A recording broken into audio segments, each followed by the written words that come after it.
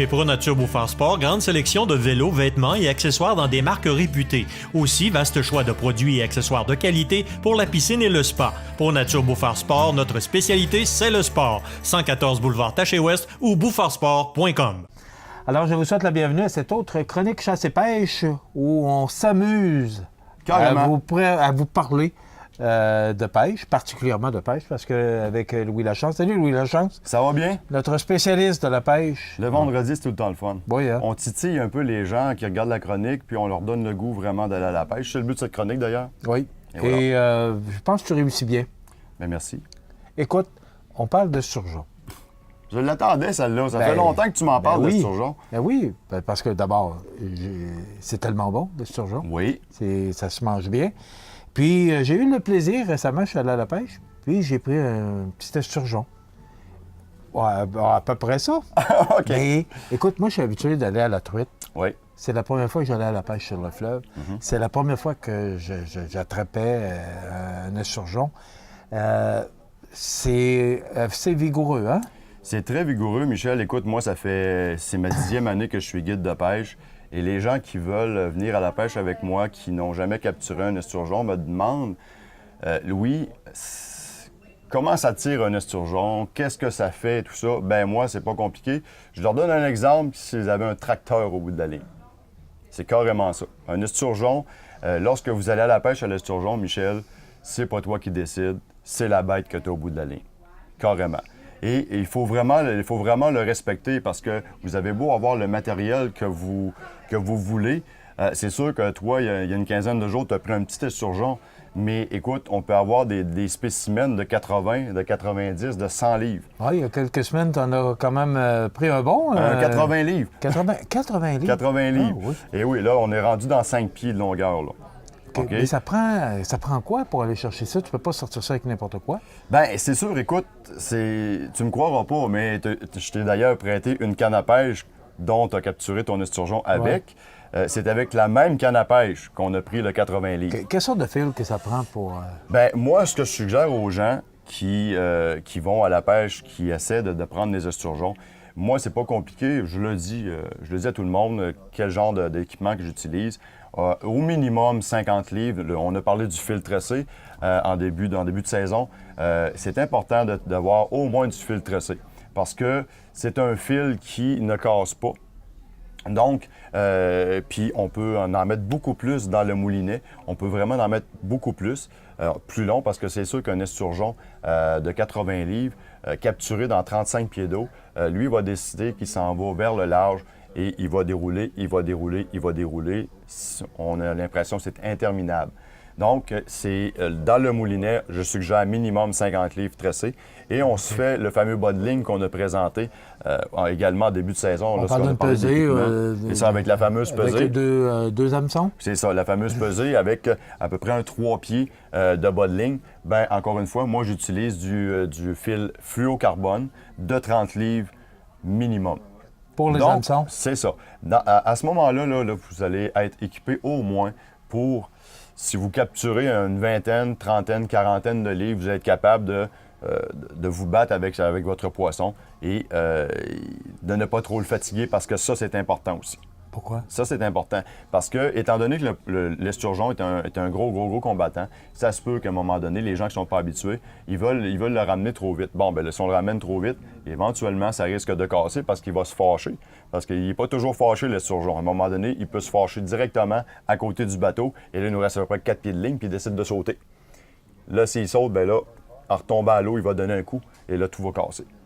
Donc, c'est 80 livres, là. C'est ça. Et pour les gens qui pêchent au doré, qui capturent un esturgeon, on va dire une quarantaine de livres, bien, c'est pas nécessairement l'équipement qu'il faut pour pêcher l'esturgeon, mais il est dans le fleuve. On peut pas dire « t'as pas le droit de mordre », il est là. Donc, s'il mord, bien là, avec des cannes un peu plus de lancer léger, si tu veux, ou pour le doré, bien là, c'est sûr que la canne va plier et ça va être plus dur.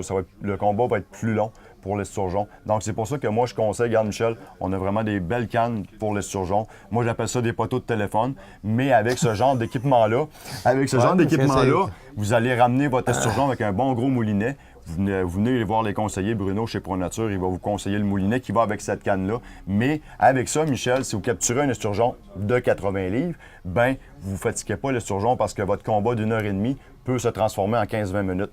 Et parce que le 80 livres, vous êtes obligé obligatoirement de le remettre à l'eau. Parce qu'il y a une longueur à respecter, 180 cm. Donc, c'est un esturgeon de 4 pieds. OK, c'est quand même considérable. On a le droit jusqu'à 4 pieds. Bon, écoute, mais quand on le remet à l'eau, il ne faut pas qu'il soit fatigué. Ça m'amène à te poser une question. Ça fait plusieurs fois que tu me mentionnes ça durant les chroniques, qu'il faut remettre le poisson à l'eau. Oui. Mais le poisson, il est blessé. Veut pas, il a mis un hameçon dans sa bouche. Oui. C'est quoi? Qu'est-ce qu'on fait dans ce temps-là? Bien, si vous avez un poisson, que ce soit le doré, que ce soit l'esturgeon, c'est sûr que s'il dépasse la limite de longueur, il est blessé, vous devez le remettre à l'eau, malheureusement. Même blessé? Même blessé. Même blessé parce que vous avez beau dire aux agents de la faune, « Ouais, mais là, il était fatigué, j'ai pas pu le récupérer, vous allez avoir une amende Non, quand j'ai même. » pas parlé de fatigué, j'ai parlé de blessé, s'il a la gueule brisée. Oui, ou, blessé aussi. Ouais. Blessé aussi, parce que c'est le même phénomène pour le bar rayé, Michel, parce qu'on en capture de plus en plus. Et ça m'arrive régulièrement. Ils sont là. Comme j'ai dit pour l'esturgeon tout à l'heure, ils sont là. J'en ai capturé des blessés. Ça a blessé, ils ont emballé l'hameçon. Je sors l'hameçon, je suis obligé de le mettre à l'eau. Il va aller mourir, mais que voulez-vous, c'est comme ça. C'est la loi et lorsqu'on a une limite à respecter, c'est ça. Tu parlais d'esturgeon, si on revient à ce poisson-là. Oui. Tu as 2 sortes d'esturgeons. Oui. On est chanceux dans notre coin, Michel. Oui. On est de Kamouraska, je te dirais jusque pas loin de Lévis, Québec. On a de l'esturgeon noir que les gens un peu plus haut, Sorel, Montréal, non pas. Donc, on est chanceux parce que la plupart des esturgeons, que vous allez acheter en tablette à l'épicerie, c'est l'esturgeon noir. Parce que c'est lui qui est plus goûteux, qui est meilleur. Moi, je suis là pour poser des questions. Oui. Qui dit qu'il est noir ou qui est jaune, c'est le dessus? Le dessus du dos, en fait. OK. Puis un petit peu la bedaine, mais l'esturgeon jaune a une couleur un petit peu, peut-être que c'est probablement celui que tu as capturé, une couleur un petit peu beige, là, brune sur le dessus. OK? Ça, c'est l'esturgeon jaune. L'esturgeon noir, lui, on le compare parce qu'il y a on dit noir, mais c'est plus foncé, grisâtre un petit peu. Puis il y a la bedaine plus blanche aussi. On parle d'écaille, on parle sur le Oui, il y a la bedaine plus blanche et il y a le museau plus allongé, plus pointu, tandis que l'esturgeon jaune a le museau arrondi. Bon. Quelle est la particularité de ces 2 poissons-là? C'est quoi la différence entre les deux? Est-ce qu'il y a une différence au niveau de le pêcher? Est-ce que... Bien, disons que l'esturgeon noir, j'en ai 2 de capturés en 10 ans.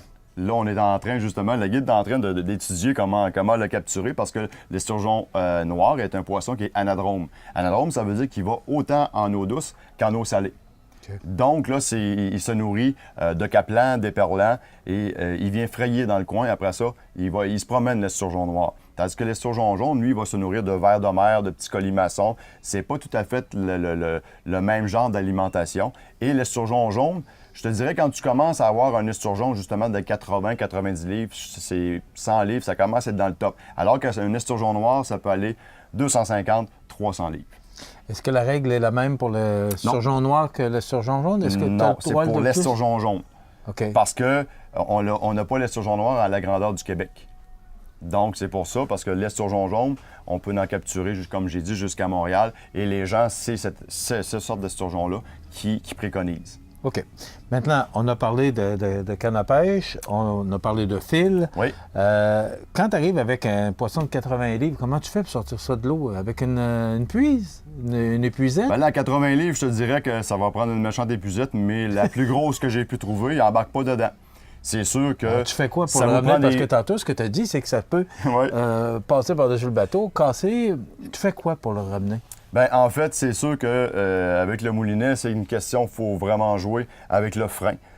S'il s'en va un petit peu trop loin... Tu le laisses aller? C'est ça, on le laisse aller parce que c'est lui qui décide. Et à un moment donné, si on s'aperçoit qu'il est en train de tout vider, bien là, c'est sûr, tranquillement, resserrer le frein pour tenter de le faire retourner pour qu'il revienne vers vous. Et à ce moment-là, bien, on ramène. Lorsque le poisson est tout près du bateau et qu'on voit qu'il... Quand il est prêt à être capturé, là, vraiment fatigué, qu'on peut prendre, vous remarquerez lorsque vous êtes sur le bord du fleuve, sur les berges ou en bateau, il va faire une grosse balloune. Autrement dit, il fait comme un soupir. Là. Oh, je suis fatigué. Il va lâcher une balloune et là, ça va être le temps de le remonter. Mais la plupart du temps, les gens, ils veulent « Hey, on va le ramener, on va le ramener, on va le ramener, on va le ramener ». Ce qui est important, c'est de faire, on appelle ça en termes de pêcheur, guide de pêche pompé, là. Bien, on monte la canne comme ça et on se dépêche, on roule, on va chercher notre mou, on redonne un petit coup, on va chercher notre mou, puis à un moment donné, là, il apparaît à la surface. Lorsqu'il y a 80 livres, bien, ça prend des gants, ça prend, comme tu as vu, certaines photos, bien, on est 2 pour le tenir.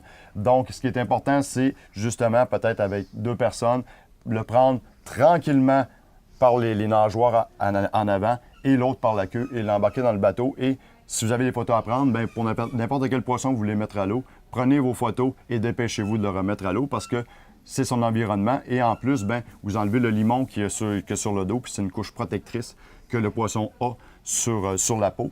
Donc, rapidement, quelques secondes. Quelle est la règle pour pêcher le surgeon jaune ou noir? Rapidement, là. Oui. C'est quoi qu'on a le droit de prendre puis de ne pas prendre? Bien, en fait, là, étant donné qu'on n'en prend pas beaucoup à la ligne, on va parler plus de l'esturgeon jaune parce que le noir est plus commercial. Okay. Eux les pêcheurs commerciaux ont leur propre règle, pardon. Et nous, ce qui nous concerne, c'est l'esturgeon jaune.